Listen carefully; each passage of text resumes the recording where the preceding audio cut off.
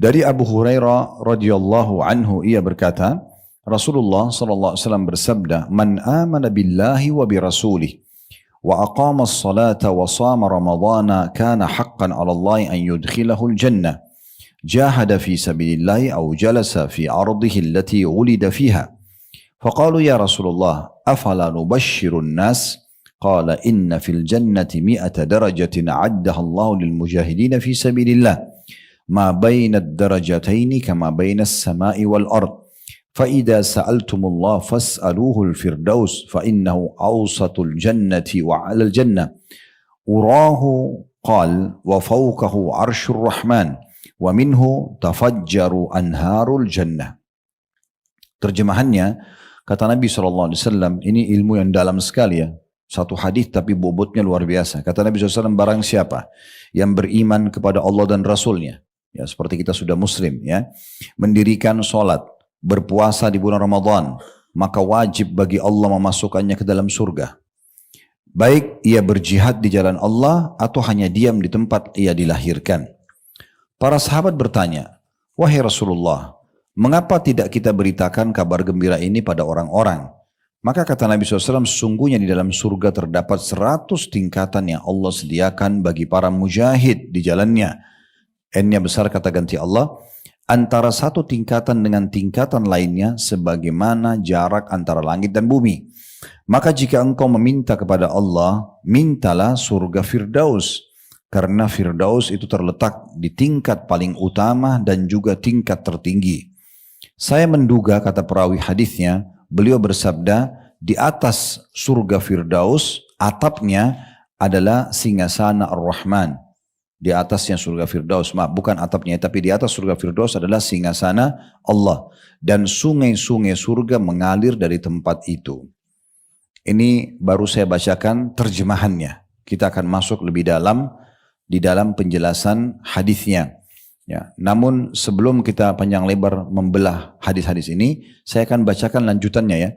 Di situ di halaman 62 penulis mengatakan makna tanda kutip daripada potongan hadis hanya diam di rumahnya.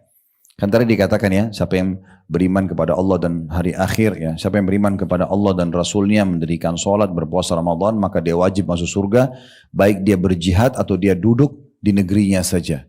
Yang penting dia udah beriman kepada Allah dan Rasulnya, dia sudah sholat, dia sudah zakat, dia puasa Ramadan, maka dia dianggap masuk surga, kan gitu. Maka di sini dikatakan yang dimaksud dengan berdiam di rumahnya adalah mengandung kelenturan agama Islam bagi siapa yang terhalang oleh keadaan untuk berjihad dan bahwa dia tidak terhalang untuk mendapatkan pahala. Bahkan dia memiliki iman dan konsistensi terhadap amal-amal faridah yang diwajibkan yang mencapainya kepada surga walaupun masih di bawah derajat para mujahidin. Jadi kayak Bapak Ibu, tidak ada jihad, kita di Indonesia tidak ada perang nih, di Palestina perang kita tidak diwajibkan karena kita tidak ada perintah dari pemerintah kita untuk pergi ke sana.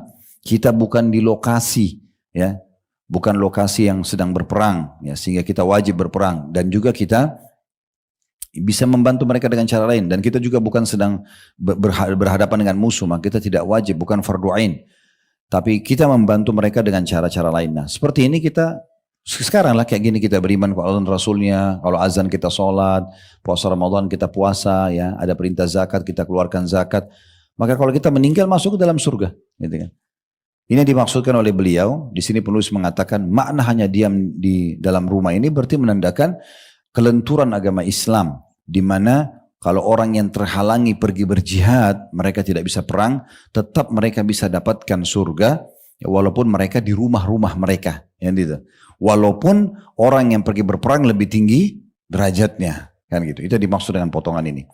Ibnu Hajar berkata atau menyimpulkan rahimahullah dari zahir hadis. Maksudnya nampak dari hadis ini bahwa yang dimaksud adalah janganlah memberi kabar gembira pada orang-orang tentang apa yang maksudnya Rasulullah SAW sebutkan, yaitu tanda kutip hadisnya, bagi siapa yang beriman dan mengerjakan kewajiban maka ia akan masuk surga, sehingga mereka akan mencukupkan diri dengan hal itu dan tidak meningkatkan diri kepada derajat yang lebih tinggi dengan berjihad.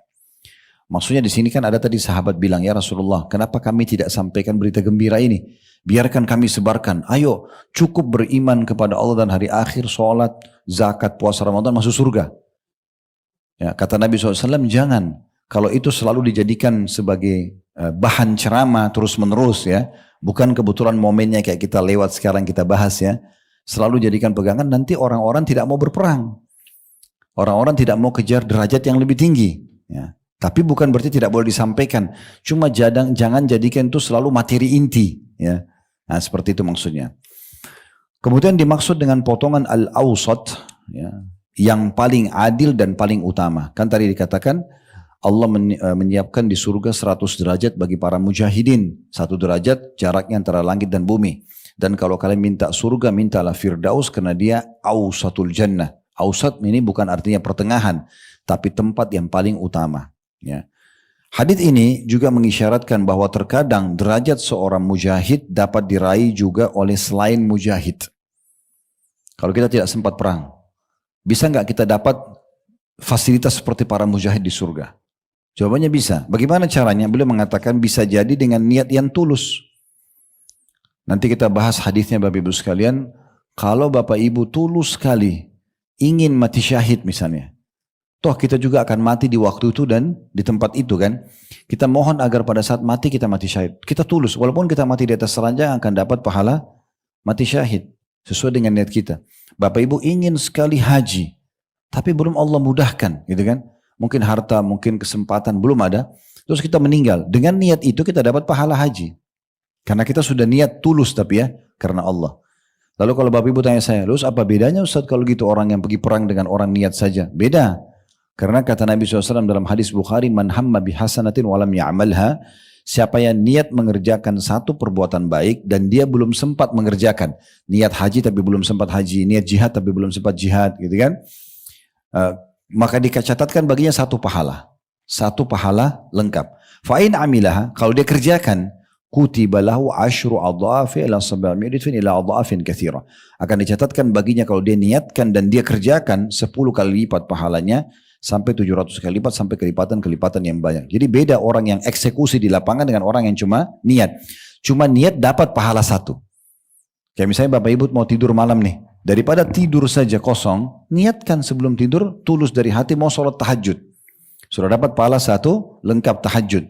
Bapak Ibu niat, oh saya kalau bangun saya mau sholat 11 rakaat. Dapat pahala 11 rakaat. Oh saya mau niat nanti kalau saya bangun saya sholat 2 rakaat. Dapat pahala 2 rakaat. Tapi cuma dapat pahala satu saja. Ya. Kalau dia bangun betul, misalnya 2:30, 3:30, sebelum subuh dia bangun, lalu dia sholat, dicatatkan baginya 10 kali lipat pahala tahajud. Sampai 700 kali lipat dan kelipatan-kelipatan banyak tergantung kadar keikhlasan dia. Jadi beda orang yang niat saja dengan orang yang eksekusi di lapangan. Nah seperti itu. Tapi di sini beliau mengatakan, hadits ini di halaman 63, kita lanjutkan paragraf tadi ya. Hadits ini juga mengisyaratkan bahwa terkadang derajat seseorang mujahid dapat diraih juga oleh selain mujahid. Bisa jadi dengan niat yang tulus, saya sudah berikan tadi contoh dan hadisnya, atau dengan mengerjakan perbuatan-perbuatan yang baik. Misal contoh, Aisyah pernah berkata begini, ya Rasulullah, kami melihat jihad itu pahalanya besar sekali. Apakah kami kaum wanita juga pergi berjihad? Kata Nabi SAW, kalian punya jihad ya, yang tidak ada peperangan di dalamnya, haji dan umroh. Berarti bagi ibu-ibu kalau pergi haji dan umroh sama laki-laki pergi medan perang. Karena ibu tidak wajib pergi ke medan perang, gitu kan? Sama ibu juga nafkah. Yang wajib cari nafkah suami, ibu cuma mengelola nafkah itu. Bagaimana caranya bisa menyamai pahalanya? Ya ibu kelola dengan baik, dengan amanah, ya. Harta tersebut, menyiapkan makan buat suami, menjaga amanah rumah dan anak-anaknya dan seterusnya, maka itu jadi pahala juga, kan gitu. Suami kasih uang untuk puasa Ramadan misalnya untuk buka puasa, ibu kelola masakannya kan, suami juga buka puasa dari situ, dapat juga pahalanya. Nah seperti itu, ya kan? Nah, ini yang dimaksud di sini. Kata beliau karena Nabi SAW memerintahkan semua manusia agar berdoa memohon surga Firdaus setelah beliau mengabarkan bahwa surga tersebut disediakan untuk para mujahid. Kalau orang mati syahid masuk surga Firdaus, tapi kalau orang tidak pergi berperang dan tidak mati syahid bagaimana? Nah dia bisa kejar dengan niatnya yang tulus, dengan dia memohon kepada Allah, dia kejar dengan maksimal amal-amal soleh yang bisa menyamai pahala jihad. Di antaranya Bapak Ibu duduk majelis ilmu begini, ini sama jihad. Ya, makanya kata Nabi SAW, siapa yang keluar dari rumahnya ingin menuntut ilmu, asal bapak ibu ikhlas, ya, mau cari ilmu agama ini, maka dia seperti di jalan Allah sampai dia pulang. Ibu keluar rumah tadi, sampai balik lagi ke rumah nanti, seperti orang yang pergi medan perang lalu kembali. Mirip seperti itu. Asal niatnya ikhlas.